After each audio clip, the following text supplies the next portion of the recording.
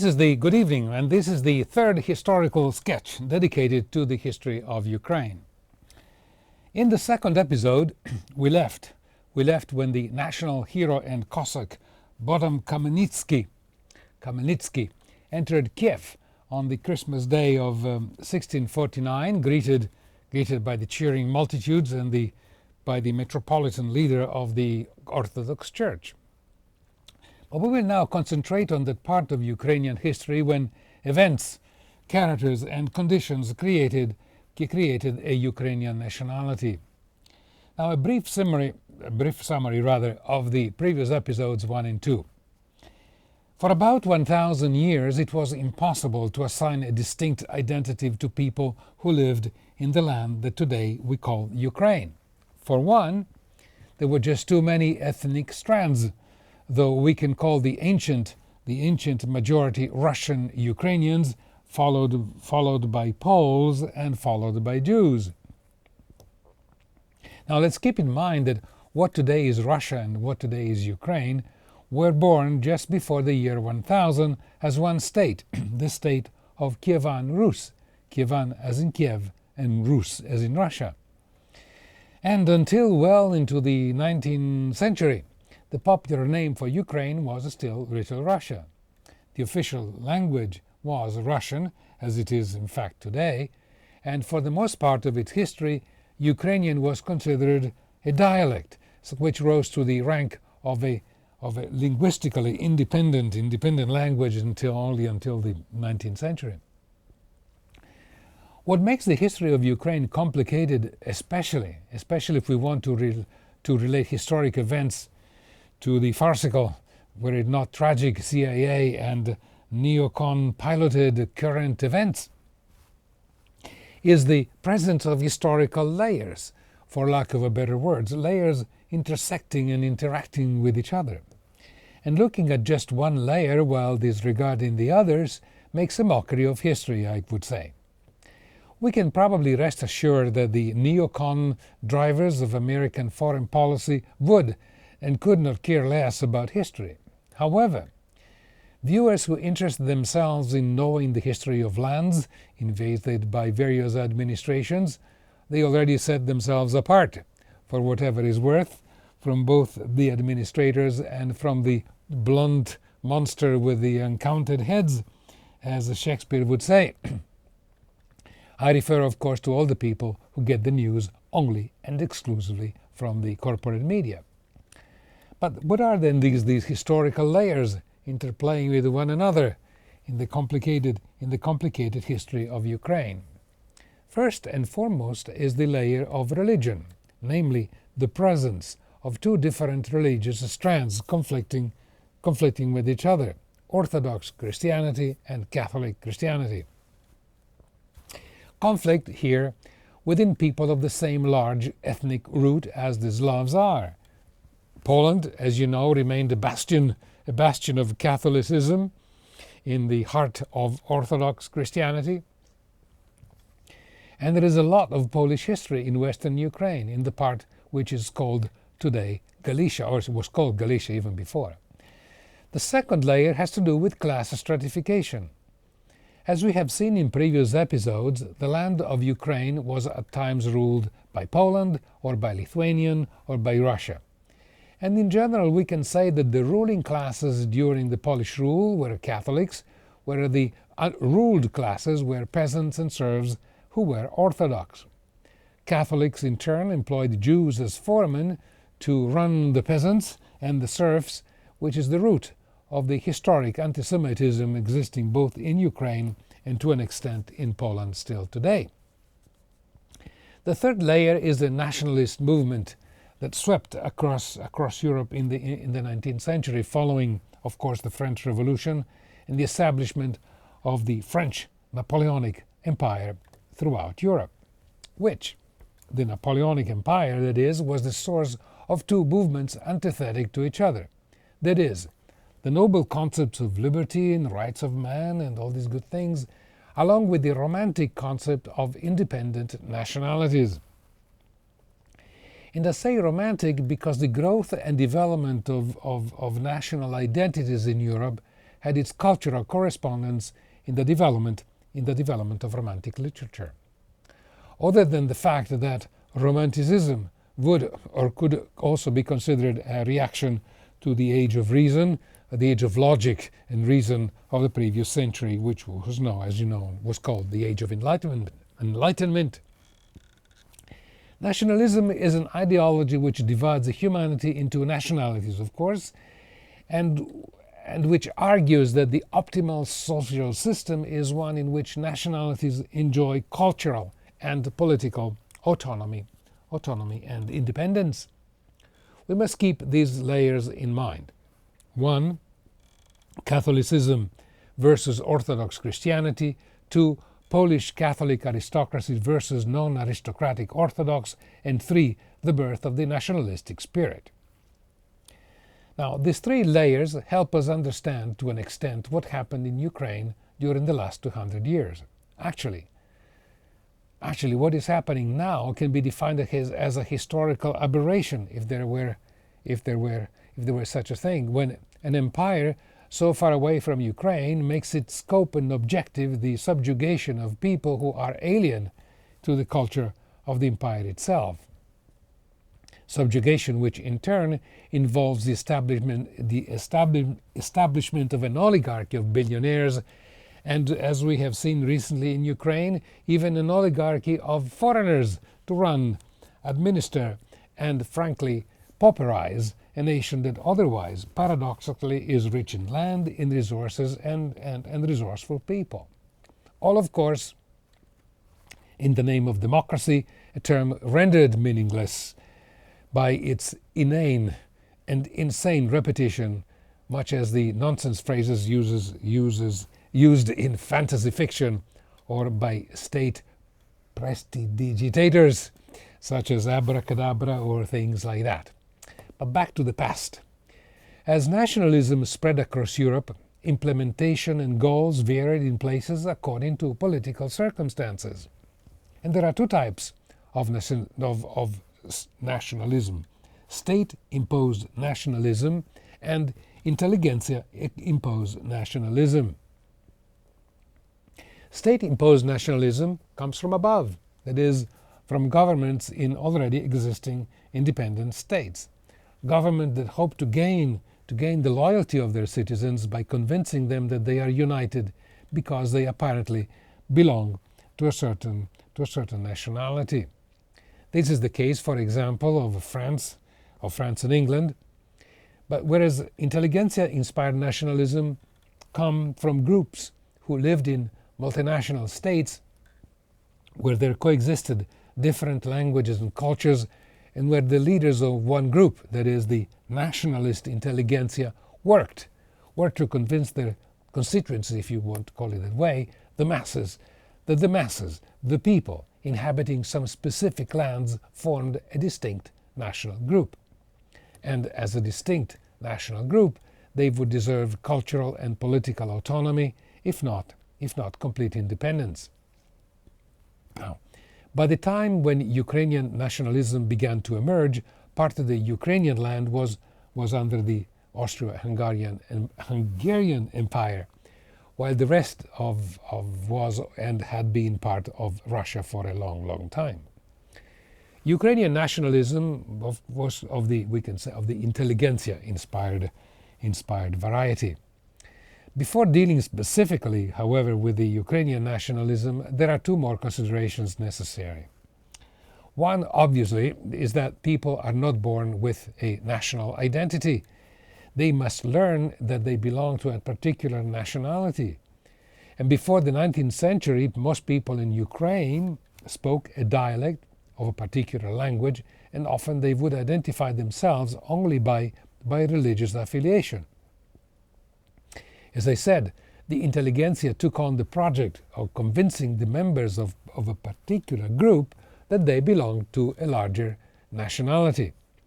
Now, the diffusion of a sense of national identity depends, of course, on the existence of a literal population, which in turn is affected by the degree of urbanization, industrialization, and the general modernization of society.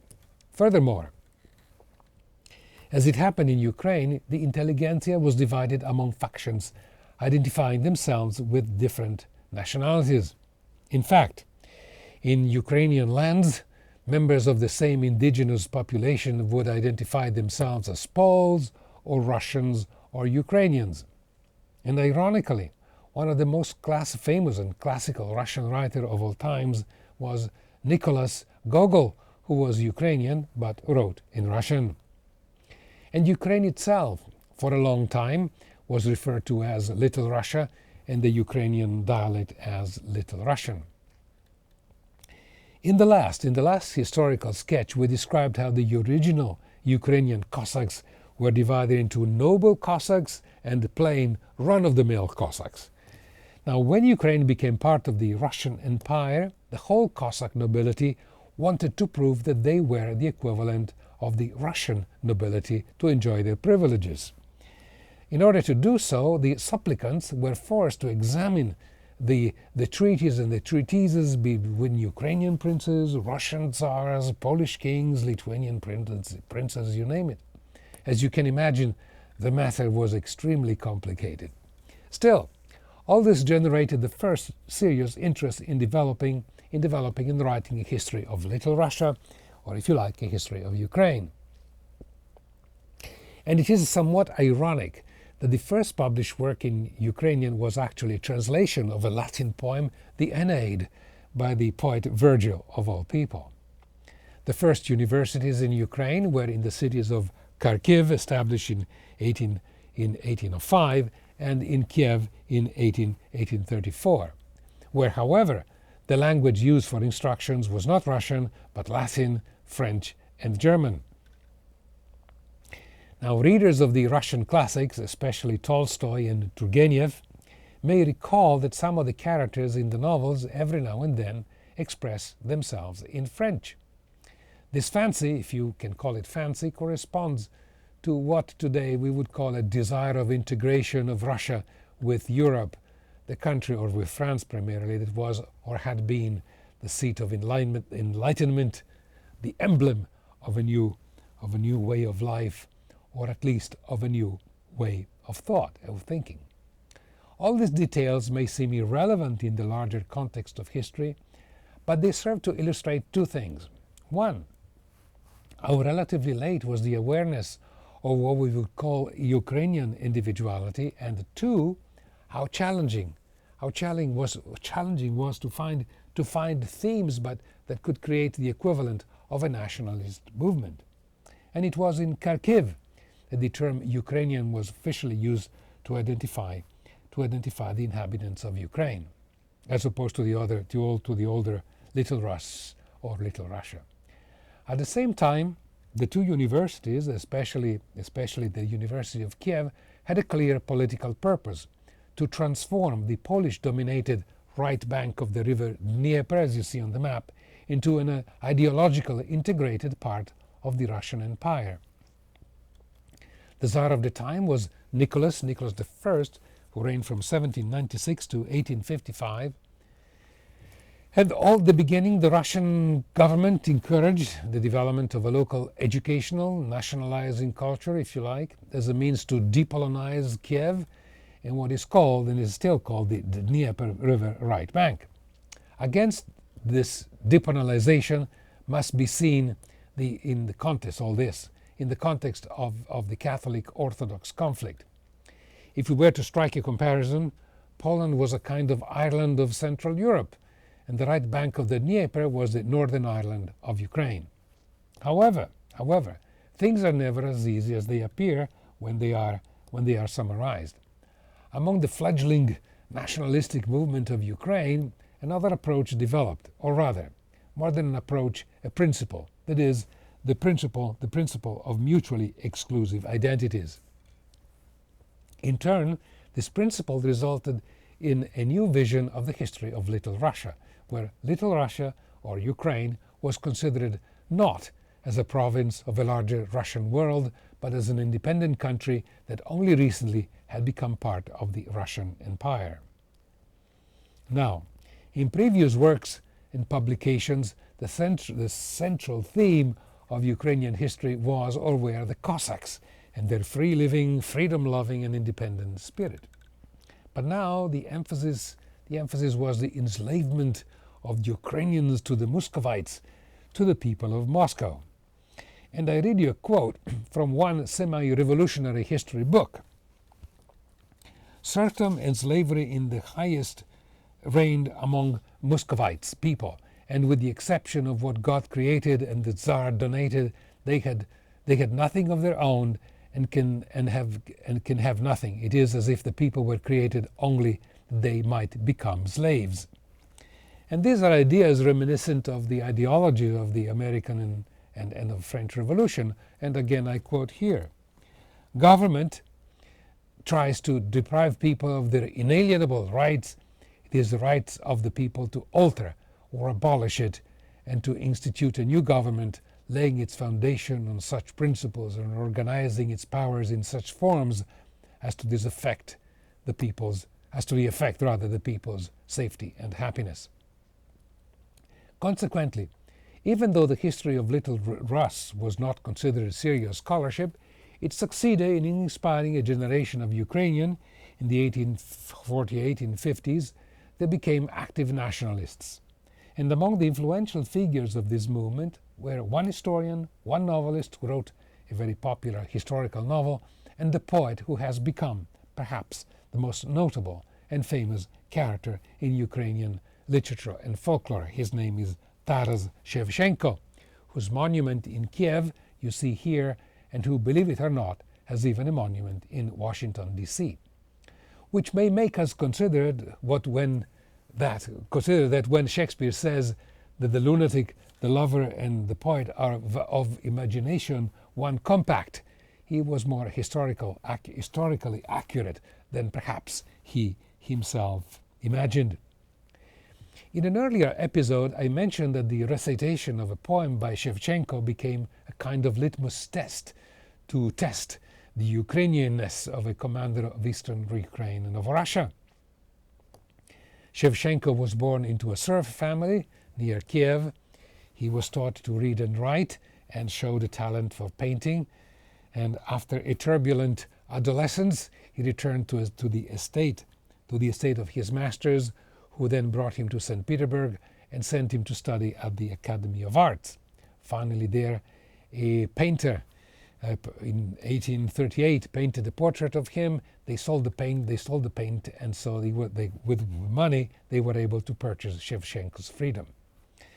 Shortly afterwards, Shevchenko published his first major work of poetry called The Kotzbar, which is considered the single most important event in Ukrainian literature. The appearance of this work helped convince the contemporaries to believe that the Little Russian dialect could become a fully fledged language. And in his next major work, by Shevchenko that is, Ukrainians are described as representative of an independent nation until its subjugation by the Muscovite Russians and the Polish oppressors. We could say that Shevchenko created both the medium, that is the language, and the message itself, that is national pride. In contrast with his contemporaries who still believed in multiple loyalties, Shevchenko emphasized the mutually exclusive aspect of Russian and Ukrainian identities. To give an example, Peter I, or Peter the Great, is one of the most famous and revered personalities in Russian history and literature. And here is how Shevchenko sees Peter the Great. Accursed Tsar, insatiate, perfidious as serpent, what have you done then with the Cossacks? You have filled the swamps with their noble blood, and put a free hetman in chains with hunger martyred. Where hetman, as we have seen before, was the generic name for a Cossack chief. As for the most famous hetman, Bohdan Khmelnytsky, whom we saw in the previous episode, it would have been better, according to Shevchenko, if he had never been born. Now, with these ideas in mind, Shevchenko joined a group whose goals were more or less in equal measure: Ukrainian patriotism, Slavic brotherhood, social equality, and the abolition of serfdom. Shevchenko was not kinder towards Catherine the Great, who lived well before his times, but was, says Shevchenko, a German Tsarina, a universal whore, atheist, a murderer of her own husband, and one who ended the Cossack idea and who destroyed Ukraine.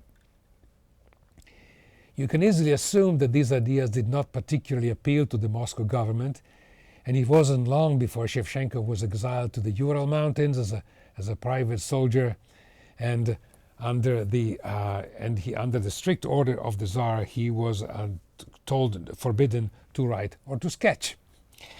But apart from these vicissitudes, which I summarized, Shevchenko succeeded in realizing, or at least in promoting, two important ideas: establishing an alternative to the so-called Little Russia mentality, whereby Ukrainians considered themselves de facto Russians, and two, making official the potential of Ukrainian culture as a viable national movement if and when the political environment could become favorable. All this, has to be understood and repeated, was a matter exclusively relevant to the intelligentsia. The intelligentsia itself knew this, whereupon there arose a movement called the movement of the peasant lovers, whose aim was to take extended tours in the countryside and prepare the peasants for their economic liberation from serfdom, that is, as well as teaching them that the language they spoke, the Ukrainian, was in fact a language and not a Russian dialect. The intelligentsia would go out in the countryside dressed in traditional Ukrainian dress with the colorful embroidered shirts. And today we would almost smile at this, but the idea was to motivate the peasant to think of themselves as Ukrainians. Equally, by wearing the folkloric shirts, the evangelizing intelligentsia would learn how to make themselves to be trusted by the peasants. We can imagine how relevant it was for the peasants struggling to survive to realize that they were speaking a language and not a dialect. But this type of phenomenon in different shades and colors occurred all over Europe throughout the 19th century. For example, Italy became a united country in 1861, but the mixture of population was even more different among themselves than the Little Russians of Ukraine were from the Russians. And for the first 60 to 80 years of the unification, it was arduous task for teachers, especially elementary schools, to make themselves understood by the children who were used to speak their language, or if you like, the dialect at home. Meanwhile, in Russia, during the first half of the 19th century, Ukrainianism was gradually introduced. Among the educated public, the Little Russian or Ukrainian was considered quaint, amusing, beautiful. Today, we would say it was considered trendy. But in the 1860s, the mood somewhat changed. Writers began to argue that Ukrainian or Little Russian was only a dialect of Russian. Pushkin, the foremost Russian romantic poet, asked and maintained that all the Slavic streams should merge into the Russian Sea, to use his analogy. That is, the ideology should recognize individual Slavic groups only within a larger Slavic pantheon, so to speak. One extra layers among the layers of history. And this was the idea, by the way, behind the formation of the establishment of Yugoslavia after World War I, until the policy of the US and Germany thought it was more in their interest to break it apart. This clash of ideas, that is, pan-Slavism versus independent individual Slavic entities, became intertwined with all sorts of intrigues in which, as usual, the majority of the people, the peasants, were pawns rather than actors. The end result was a 180 degrees turn in attitude by the Central Russian government, and the state of affairs was epitomized by a religious decree of 1863, when a new version of the New Testament had been translated into Ukrainian. But the Synod of the Russian Orthodox Church rejected it on the ground that a translation into a legally non-existent language would be politically dangerous. The Minister of the Interior of the times was called Count Valuev. And he issued a circular that came to be known as the Valuev Decree. And the decree said, among other things, that the question of a Little Russian literature has taken on an aspect that, as a result of purely political circumstances, has nothing to do with strictly literary interest. Previous works written in the Little Russian language were intended only for the educated classes of South Russia. Now, however, the supporters of a Little Russian nationality have turned their attention to the uneducated masses. This resulted in an order of censorship concerning the publication of books in the Little Russian or Ukrainian language. Again, this should not scandalize current viewers. Censorship has always been an instrument of government or religions to ban the circulation of ideas that are decreed dangerous. Think of the Vatican's list of the forbidden books, or closer to home and to our time, think of the hostility of the establishment against Howard Zinn's book, People, History of the United States. The debate whether Ukrainian was a dialect of Russian or an independent language occupied the minds of Russian government and of the intelligentsia for the whole of the second part of the 19th century. Eventually, the issue of language merged with other interests that had developed and grown out of the changes that occurred throughout Europe, namely resulting from the Industrial Revolution. The first Ukrainian party was founded in the Russian Empire in the year 1900, and this party had to face the questions arising from the socialist movement and from the related political wind that was blowing through Europe. Now it is time, I think we have reached the end of our third episode, and in the next episode hopefully we'll bring the history up to our present time. I will thank the crew as usual, very diligent and patient, in particular Kat Iverson, our director. Thank you for watching. See you next time. I'm Jimmy Moldia, and good night.